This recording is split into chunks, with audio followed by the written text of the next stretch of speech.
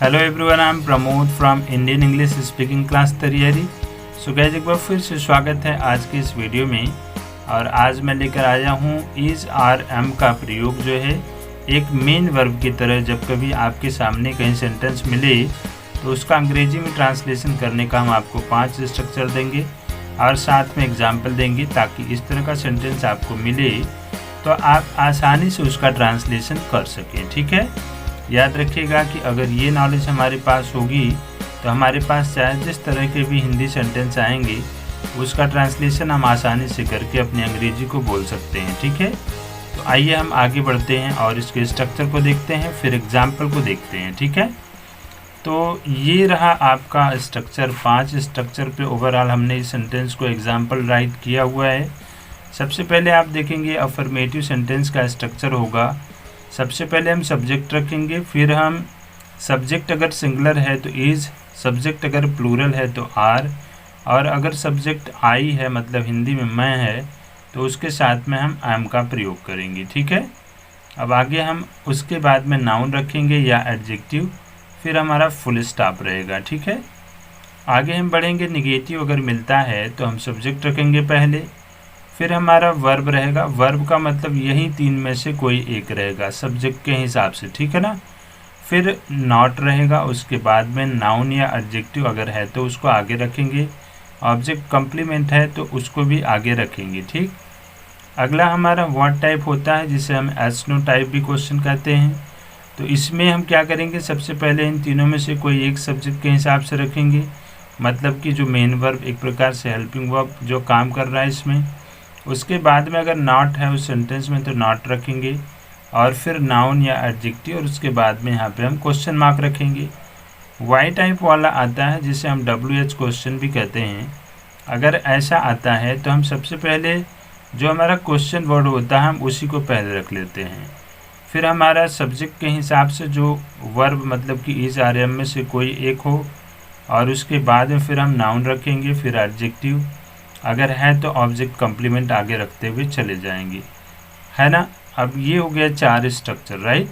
लेकिन हम आपको एग्जांपल 5 देंगे, क्योंकि हमने यहाँ पे ऑलरेडी ही आपको एक मैंने समझा दिया है कि अगर इन दोनों कैटेगरी के सेंटेंसों में नॉट रहे नहीं रहे तो वह हमेशा आपका सब्जेक्ट के बाद ही होगा, चाहे इस कैटेगरी का सेंटेंस हो चाहे इस कैटेगरी का हो। ठीक है, अब हम आगे बढ़ेंगे और ज़रा सा एग्जाम्पल को देखेंगे। यहाँ पे हम आपको 5 एग्जाम्पल बराबर दिखाएंगे और सारे आपको आसानी से समझ में आ जाएंगे, और इसके बाद में आप इस तरह के कोई भी सेंटेंस ट्रांसलेट कर सकते हैं, राइट।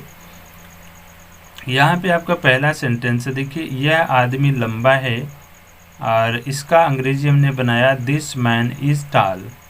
यह आदमी यहाँ पे सब्जेक्ट है, फिर हमने सिंगल है ये, इसलिए हमने इज का प्रयोग किया, फिर उसकी क्वालिटी एडजेक्टिव रख दिया, दिस मैन इज़ टॉल। अगला सेंटेंस है तुम चालाक नहीं हो। यह नेगेटिव सेंटेंस है और यह आपका अफर्मेटिव या असर्टिव सेंटेंस था, राइट। तो यहाँ पे है कि तुम चालाक नहीं हो, तो हमने कहा you are not clever. You के हिसाब से आर का प्रयोग शॉर्टकट में हमने लिखा हुआ है।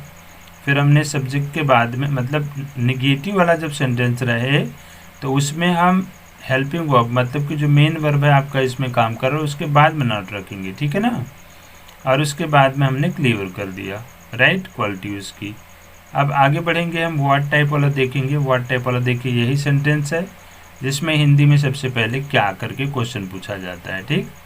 तो यहाँ पे सब्जेक्ट आई है, इसके हिसाब से हमने एम को सबसे पहले रख लिया, और उसके बाद में आई सब्जेक्ट हमारा, फिर ब्लाइंड हो गया, ठीक है। अब यह जो सेंटेंस है और यह जो सेंटेंस है ना, इस कैटेगरी में अगर नहीं लगा हुआ है तो हमेशा हम सब्जेक्ट के बाद ही नॉट रखेंगे, जैसा कि आप यहाँ पे देखेंगे और स्ट्रक्चर में भी बताया गया है, ठीक। यह आपका वाई टाइप वाला है जिसमें कैसे नामक शब्द जो है यह एक प्रकार का क्वेश्चन वर्ड है। तो हम स्ट्रक्चर के हिसाब से कैसे को बाहर निकालेंगे, हाउ, उसके बाद में हेल्पिंग वर्ब मतलब कि जो मेन वर्ब काम कर रहा है सब्जेक्ट के हिसाब से, उसके बाद में सब्जेक्ट, फिर पुअर हमने रखा, राइट। और यहाँ पे देखेंगे क्या वह लड़की नहीं है, मतलब कि व्हाट टाइप वाला है ये आपका एक प्रकार से, जिसमें क्या भी है और नहीं भी है। तो इसका हमने ऐसे बना दिया सिंपली, जो हमने स्ट्रक्चर दिया वो उसी के हिसाब से पहले हमने इज लगा लिया वह लड़की के हिसाब से, वह के हिसाब से, सिंगुलर नंबर के हिसाब से, फिर हमने सब्जेक्ट के बाद में नॉट रखा, फिर एक गर्ल लिख दिया है ना। तो ये बन गया is that not a girl. तो गाइस ये देखा आपने 5 स्ट्रक्चर जिसके द्वारा इज़ आर-एम का मेन वर्ब की तरह आपने सेंटेंस बनाना सीख लिया। और आई एम श्योर कि अगर आप कंटिन्यू वीडियो देखते रहेंगे तो आपको बहुत सारे सेंटेंस इस तरह से सीखने को मिलेंगे।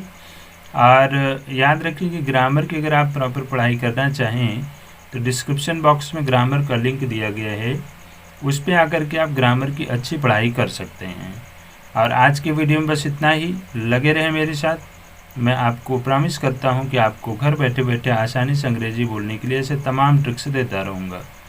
तो आज के वीडियो में बस इतना ही गाइस, मिलते हैं नेक्स्ट वीडियो में कुछ नई चीज़ों के साथ में। तब तक के लिए thank you, have a nice day, bye bye.